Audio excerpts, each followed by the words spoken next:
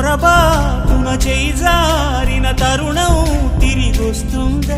ప్రతి పూటొక పుటలా తన పాఠం వివరిస్తుందా? మన కోసమే తనలో తను రగిలే రవి తపనంతా కనుమూసిన తరువాతనే పెను చీకటి చెబుతుందా?